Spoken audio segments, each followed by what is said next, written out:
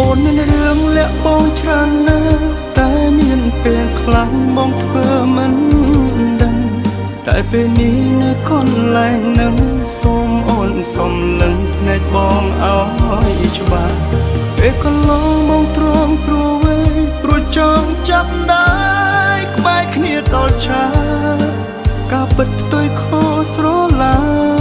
អូនប្រើគ្រាកន្លងអូនខូចច្រើនណាស់បងទុំឱកាសសង្ឃឹមអូ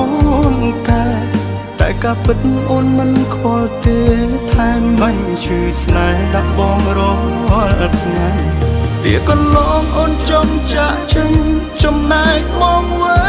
ញនៅប្រឹងថងដៃចុងក្រោយនៅ